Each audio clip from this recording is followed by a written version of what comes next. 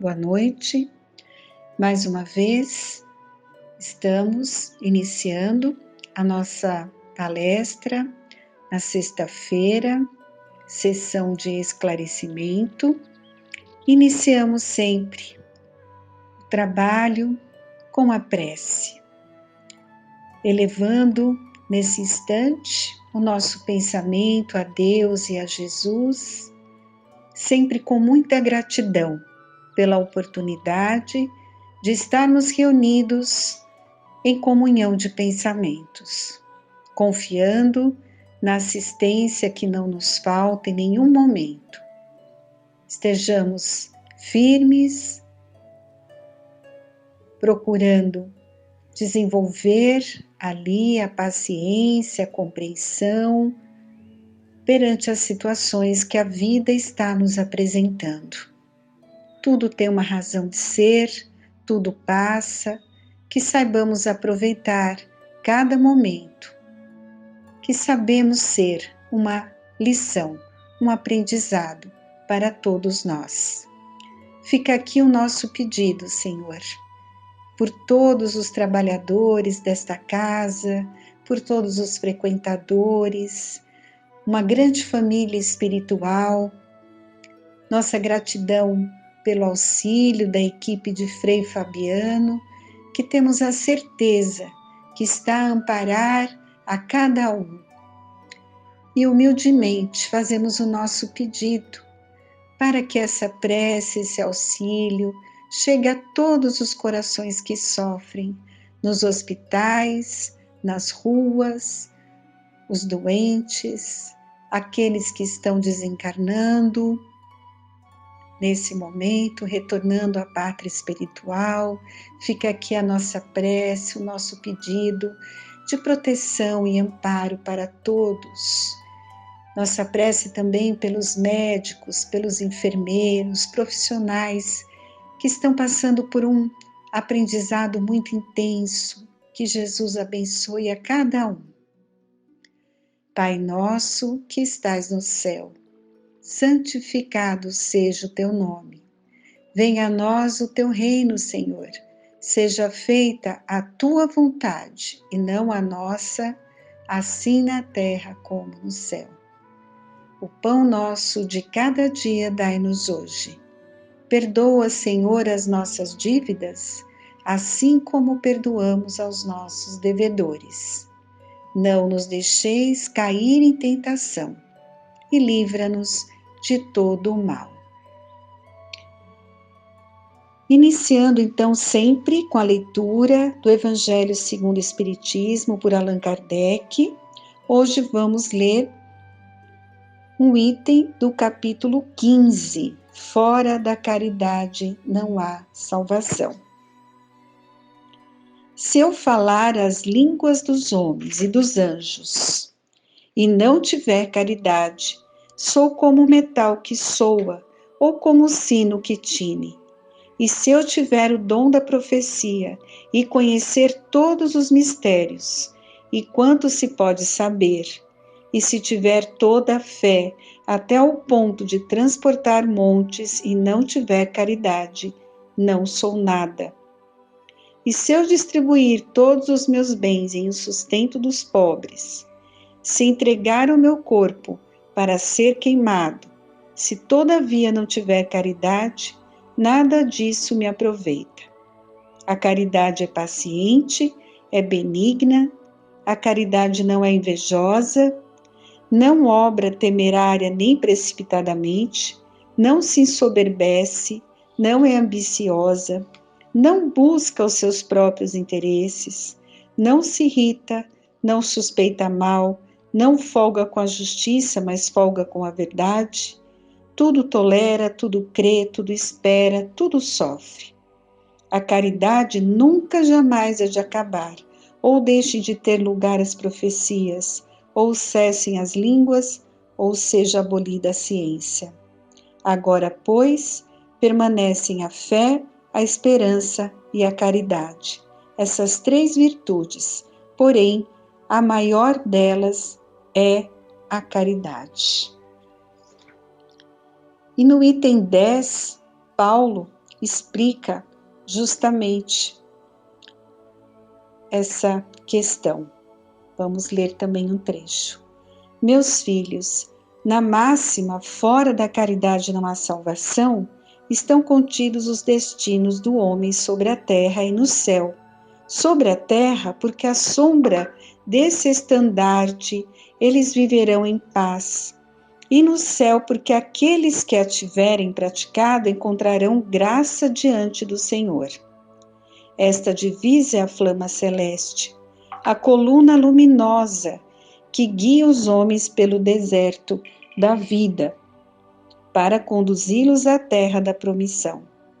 Ela brilha no céu como a auréola santa na fronte dos eleitos, e na terra está gravada no coração daqueles a quem Jesus dirá: passai à direita, benditos de meu Pai. Podeis reconhecê-los pelo perfume de caridade que espargem ao seu redor. Nada exprime melhor o pensamento de Jesus, nada melhor resume os deveres do homem do que esta máxima de ordem divina. O Espiritismo não podia provar melhor a sua origem do que oferecendo-a por regra, porque ela é o reflexo do mais puro cristianismo. Com essa orientação, o homem jamais se transviará. Aplicai-vos, portanto, meus amigos, a compreender-lhe o sentido profundo e as consequências de sua aplicação, e a procurar por vós mesmos todas as maneiras de aplicá-la. Submetei todas as vossas ações ao controle da caridade, e a vossa consciência vos responderá. Não somente ela evitará que façais o mal, mas ainda vos levará a fazer o bem, porque não basta uma virtude negativa, é necessário uma virtude ativa. Para fazer-se o bem, mister sempre existe a ação da vontade. Para se praticar o mal, basta mais das vezes a inércia e a negligência. Meus amigos, agradecei a Deus que vos permitiu gozar a luz do Espiritismo, não porque somente os que a possuem possam salvar-se, mas porque, ajudando-vos a melhor compreender os ensinamentos do Cristo, ela vos torna melhores cristãos.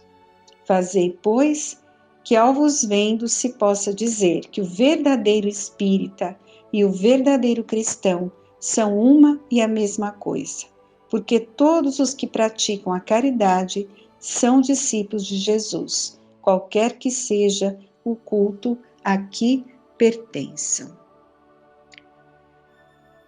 Esse ensinamento é um dos mais importantes, né? Jesus também colocou a todos esta frase, e a espiritualidade repete isso constantemente, né? Que fora da caridade não há salvação. Religião não é o fim, é o meio, né? Não salva, ela esclarece. Apenas a ação permanente no campo da caridade nos conduz a Deus. Porque aqueles que praticam verdadeiramente a caridade, ainda na terra, encontram a paz na terra e na vida espiritual. Acham graça diante de Deus Pai. Ela brilha no céu como auréola santa, na fronte dos eleitos, e na terra se acha gravada no coração daqueles a quem Jesus dirá: passai à direita, benditos do meu Pai. Uma pergunta que muitos fazem: não fazer o mal é uma forma de praticar a caridade? E os espíritos respondem: na prática do bem, o que conta não é o mal que deixamos de fazer, mas o bem que conseguimos realizar. Uma virtude passiva não basta, é necessário uma virtude ativa. A salvação, do espírito depende de alguma religião em particular? Isso é uma outra pergunta que fazem. Não. Não exatamente. As religiões têm a função de esclarecer as pessoas na prática do bem. São caminhos que nos conduzem a Deus, mas não nos garante nenhuma salvação no plano espiritual, né? Já falamos isso, quando retornarmos à pátria espiritual, que é a nossa verdadeira morada, não nos vão perguntar que religião nós tínhamos aqui quando encarnados. Não. O que vai nos deixar numa condição ali melhor não é estarmos filiados a esta ou aquela religião, mas o que praticamos de boas obras em favor do próximo, quanto bem realizamos, quantas atitudes de caridade, tanto moral quanto material, nós praticamos perante o próximo, que é nosso irmão, certo? Então, essa é uma mensagem do Paulo, Paris, 1860. E para ilustrar essa questão de termos atitudes, né? Na realidade, é isso que vai levar em conta. Somos observados pela espiritualidade o tempo todo, e cada um vai responder individualmente. E essa história que eu vou contar aqui é do livro Jesus no Lar, psicografia de Francisco Cândido Xavier, pelo espírito Neio Lúcio. É um livrinho onde nós temos as lições ensinadas por Jesus. Eram reuniões que Jesus realizou na casa de Simão Pedro. Ali foram realizados os primeiros cultos cristãos no lar. E tem um capítulo ali do auxílio mútuo, muito interessante. Estava ali Jesus reunido com os apóstolos, quando ele comentou uma situação ali, muito importante, que estava justamente relacionado a essa questão da salvação, né, que eles estavam perguntando a Jesus. Vejam o que ele contou aos apóstolos. Em zona montanhosa, através de região deserta, caminhavam dois velhos amigos, ambos enfermos, cada qual a defender-se quanto possível contra os golpes do ar gelado, quando foram surpreendidos por uma criança semi-morta na estrada, ao sabor da ventania de inverno. Um deles fixou o singular achado e clamou, irritadiço: "Não perderei tempo, a hora exige cuidado para comigo mesmo. Sigamos à frente." O outro, porém, mais piedoso, considerou: "Amigo, salvemos o pequenino, é nosso irmão em humanidade." "Não posso," disse o companheiro endurecido. "Sinto-me cansado e doente. Esse desconhecido seria um peso insuportável. Temos frio e tempestade. Precisamos ganhar a aldeia próxima sem perda de minutos." E avançou para adiante em largas passadas. O viajor de bom sentimento, contudo, inclinou-se para o menino estendido, demorou-se alguns minutos, colocando-o paternalmente ao próprio peito e, aconchegando ainda mais, marchou adiante, embora menos rápido. A chuva gelada caiu, metódica, pela noite adentro, mas ele, sobraçando o valioso fardo, depois de muito tempo, atingiu a hospedaria do povoado que buscava. Com enorme surpresa, porém, não encontrou aí o colega que o precedera. Somente no dia imediato, depois de minuciosa procura, foi o infeliz viajante encontrado sem vida, num desvão do caminho alagado. Seguindo a prece a sós, com a ideia egoística de preservar-se, não resistiu à onda de frio que se fizera violenta e tombou encharcado, sem recursos com que pudesse fazer face ao congelamento, enquanto que o companheiro, recebendo em troca o suave calor da criança que sustentava junto do próprio coração, superou os obstáculos da noite frígida, guardando-se indene de semelhante desastre. Descobrira naquele instante a sublimidade do auxílio mútuo. Ajudando ao menino abandonado, ajudava a si mesmo, avançando com sacrifício para ser útil a outrem, conseguira triunfar dos percalços da senda, alcançando as bênçãos da salvação recíproca. Essa história singela deixara os discípulos surpreendidos e sensibilizados. Terna admiração transparecia nos olhos úmidos das mulheres humildes que acompanhavam a reunião, ao passo que os homens se entreolhavam espantados.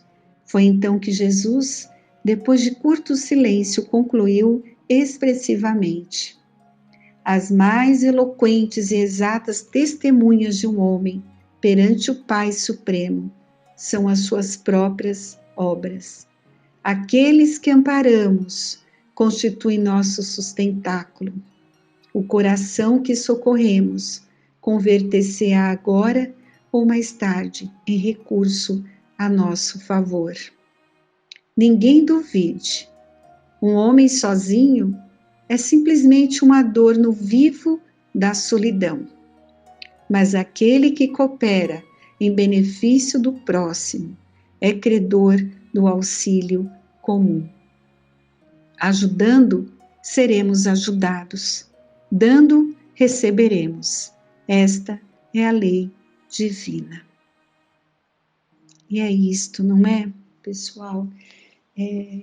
Com certeza, precisamos uns dos outros, nesse momento mais do que nunca. É assim que vamos aprender, resgatar débitos, corrigir erros, aceitando as pessoas como elas são, fazendo aos outros o que quereríamos que nos fizessem. É um belo aprendizado nesta simples, e singela história, mas a nossa vida é bem assim. Se optarmos pelo caminho do egoísmo, caminhar sem olhar ao lado, sem estender a mão para aquele que sofre, tenhamos a certeza que no final desta caminhada não estaremos bem, não seremos felizes. Ao passo que, se eu abrir o meu coração, unir a todos aqueles que caminham junto comigo, fazendo bem, amparando, compreendendo, com certeza teremos a paz, o coração tranquilo, do dever cumprido, e é isso que a espiritualidade espera de todos nós, que somos cristãos, que somos espíritas. Escolher o caminho de fazer o bem. Não basta, como ele falou aqui, somente não fazer o mal. Temos que fazer o bem, amparar e auxiliar sempre dentro das nossas possibilidades. Que Deus abençoe a todos e que confie na sua assistência, no seu amor. Passaremos a segunda parte da nossa palestra com o companheiro Roberto. Boa noite.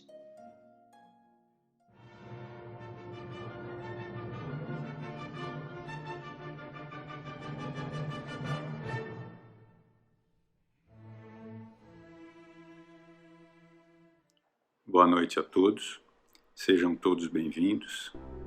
Que Deus, Jesus, o Frei Fabiano e os bons espíritos que nos acompanham estejam ao nosso lado nesta noite, permitindo que tudo transcorra em paz e muita harmonia. Hoje nós vamos falar sobre este livro aqui, que é o livro Estante da Vida, do Irmão X, psicografia do Chico Xavier. E nós escolhemos o capítulo 24, chama-se O Burro Manco. É muito interessante para nós médiuns prestarmos atenção nesse texto, que embora muito simples, ele encerra grandes verdades. Então vamos lá. O Burro Manco. Antes da reunião mediúnica, o problema de espíritos e médiuns era o tema da conversação dos companheiros, ou seja, antes de começar a sessão, estavam todos conversando sobre esta situação, espíritos e médiuns. Não compreendo, dizia a irmã Fortunata, porque os feitores da vida maior haveriam de tomar criaturas de má vida para instrumento de suas manifestações, se a própria doutrina espírita é tão clara em matéria de afinidades. Né? Então, ela está interrogando, né, por que os bons espíritos passam informações para médiuns de má índole às vezes. Né? Eu também, confirmava a irmã Catarina, não entendo. E aduziu solene. Meus amigos, atalhava Sidônio Pires, advogado e diretor do grupo.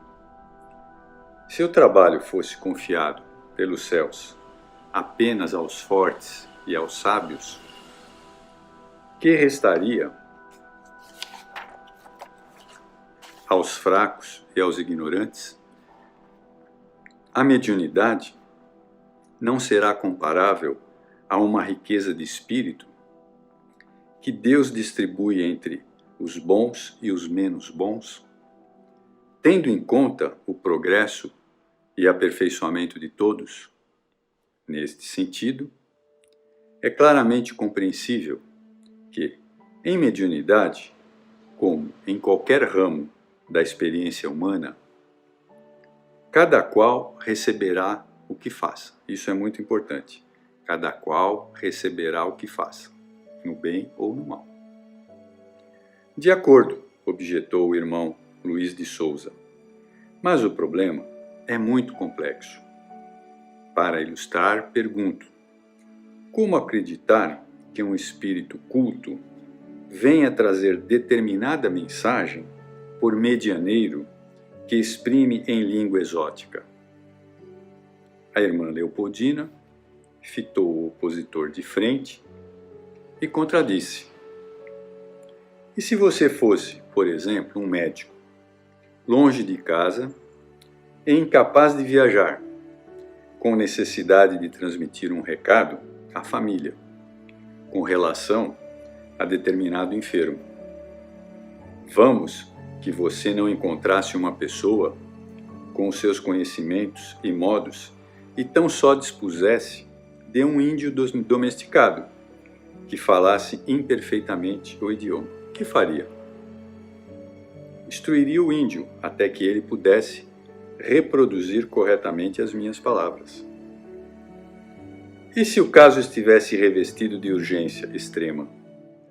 Insistiu Dona Leopoldina.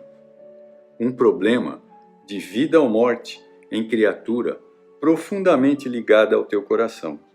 Escreveria um bilhete. Mas, se não houvesse uma folha de papel ao seu dispor? Observando que Luiz de Souza começava a irritar-se, Dona Catarina interferiu conselheiramente. Efetivamente, a questão não é simples. Que há muita coisa esquisita em mediunidade, há mesmo. Por isso, se pense no assunto, em toda parte existem problemas sem soluções. Devemos estudar cada vez mais. Cá para mim. Não entendo gente má falando por espíritos bons. Então, continua o tema, né? Aí, os trabalhos iriam começar e eles encerraram essa discussão. O relógio, porém, marcava o início das tarefas e a palestra foi abandonada. No transcurso da sessão, os encargos diversos foram atendidos e no encerramento das atividades gerais, o irmão Gustavo, mentor espiritual da casa, se preparasse para as despedidas, o Dr. Sidônio, diretor da equipe encarnada, indagou se ele registrara o entrechoque de opiniões sobre os médiuns e espíritos. Ali havia momentos antes, ao que o paciente orientador respondeu: ouvi tudo, meus filhos. E pode, por favor, dar-nos o seu ponto de vista? Indagou Sidônio. O guia sorriu pelo rosto do médium e considerou: antes de tudo, todos estamos na escola da vida, e cada qual, no setor de aprendizado em que se encontre, deve doar o máximo pelo autoburilamento, falando o mentor.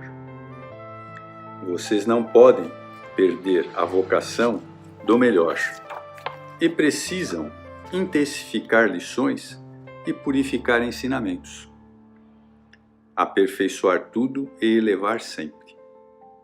Quanto à prática do bem, honorifiquemos cada trabalhador na sinceridade e no aproveito que demonstre, ou seja, aquilo que você dá de melhor.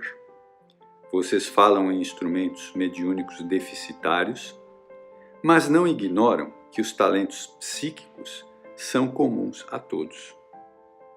Não seria justo que vocês, meus filhos, cada qual na pauta dos próprios recursos, tentassem oferecer alguma colaboração aos desencarnados amigos? Que pusessem de lado escrúpulos tolos e diligenciassem servir como intermediários entre o socorro divino e a necessidade humana? E ante o grupo atento, o irmão Gustavo, que era o mentor, narrou com graça: com respeito a espírito e médiuns, quero contar a vocês um episódio simples da minha experiência. Eu era médico em São Joaquim da Barra, no interior de São Paulo, quando fui chamado para assistir um doente num sítio a 26 quilômetros. Nesse tempo, as viagens de carro eram muito raras e o animal de sela, ou seja, cavalos, burros, era o nosso melhor veículo.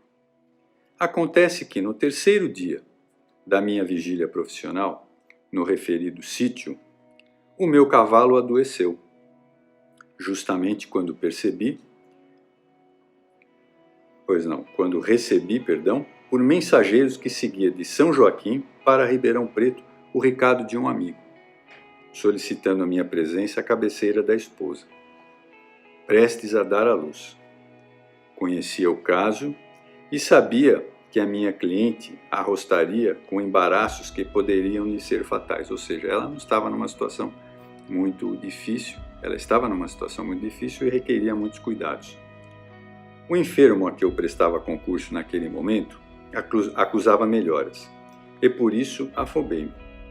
Dei-me pressa e procurei o coronel Cândido, proprietário de excelentes animais. Entretanto, o excelente e estimado amigo informou-me que só possuía cavalos árabes de intenso valor, garanhões de fama, e não podia concordar em colocá-los na estrada na obrigação de suar para cavaleiros. Busquei o sitiante João Pedro, mas João Pedro alegou que apenas dispunha de mangas largas, puros, de alto preço, e não estava inclinado a prejudicá-los. Corri até a vivenda de Amaro Silva, dono de grande aras. No entanto, ainda aí, somente existiam animais nobres e selecionados, que não me podiam ajudar em coisa alguma. Fui então à tapera de Tonico Genipapo, um pobre cliente nosso, expondo-lhe o meu problema. Tonico não teve dúvida, desceu ao quintal e trouxe de lá um asno arrepiado e apresentou: doutor, este burro é manco e lento, mas serve. Não houve mais conversa. Arreamos o animal e, aguentando espora e taca, tropeçando e manquitolando, o burro me colocou nas ruas de São Joaquim para o desempenho do meu dever a que atendi com absoluto êxito. Depois de expressiva pausa, o guia rematou: vocês estudem sempre. Passem a limpo quaisquer fenômenos e exercícios de mediunidade nos cadernos de lições da nossa renovadora doutrina. No entanto, em matéria de serviço aos outros, respeitemos cada obreiro no lugar que lhe é próprio. Pense nisso, portanto, apesar da era do automóvel e do avião em que vocês se acham, é possível surja um dia em que venham a precisar de um burro manco, capaz de ser a solução de muita necessidade e amparo de muita gente. O mentor afastou-se e, terminada a tarefa, a equipe dispersou-se com a promessa de examinar a comunicação e debatê-la na sessão seguinte. Bem, então, essa é a história, né? Agora eu vou colocar aqui para vocês algumas observações e eu as escrevi todas para não esquecer de nenhuma, e se vocês não se importarem eu vou lê-las. Bem, a mediunidade, ela é orgânica, ela é física e foi distribuída, por assim dizer, aos bons ou maus, para aprendizado de todos. Ou seja, quem aproveita esta oportunidade, aproveita. Quem não aproveita, fica para a próxima. Hoje somos os burros mancos na mediunidade, mas devemos agradecer por esta bendita mediunidade, que nos esclarece, nos faz melhores dia a dia. Cada um de nós está no estágio de mediunidade necessário ao seu desenvolvimento como espírito. Somos todos importantes para Deus, que nos deu a oportunidade de nos renovarmos. Por isso, devemos levar muito a sério a mediunidade que nos foi concedida. Umas mais intensas, outras menos, mas todas com a consciência da sua importância em nossas vidas. Para isso, devemos ter consideração e respeito para com os nossos companheiros de jornada, principalmente no centro espírita, levando e lembrando que todos somos imperfeitos a caminhos da perfeição. Esta oportunidade mediúnica e do conhecimento da doutrina nos vai impulsionar como espíritos e poderá ser considerada como um marco decisivo para futuras encarnações. Portanto, muita seriedade nos trabalhos, muita doação, tratando encarnados e desencarnados como gostaríamos de ser tratados. Muito estudo, que é fundamental para desempenharmos nossas funções no centro espírita. E lembrar que toda a contribuição de trabalho é necessária e importante. Cada função que exercemos, das mais simples, varrer o chão, trabalhar na lanchonete, na cozinha, na biblioteca, no bazar, enfim, todas guardam a sua importância e devemos, portanto, ser respeitosos uns com os outros. O mais importante é exercermos nossas atividades com amor e boa vontade. Afinal, todos estamos aprendendo a nos doar.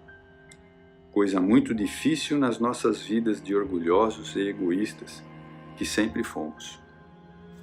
Vamos fazer nossos amigos espirituais, que nos cercam e não são poucos, que nos amam, felizes cumprindo nossas atividades com responsabilidade, pois isso resultará em nosso benefício próprio.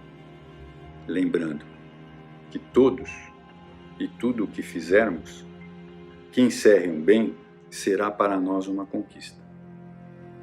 Neste momento difícil que atravessamos, de grande afastamento e necessidades materiais, deve servir para uma profunda reflexão das coisas que tínhamos e que hoje não temos mais, dos desperdícios que fizemos, de oportunidades de servir, de palavras que poderíamos ter dito e não dissemos, de abraços que poderíamos dar e não demos. Enfim, cada um deve hoje estar se perguntando nas oportunidades desperdiçadas. Claro, esta situação toda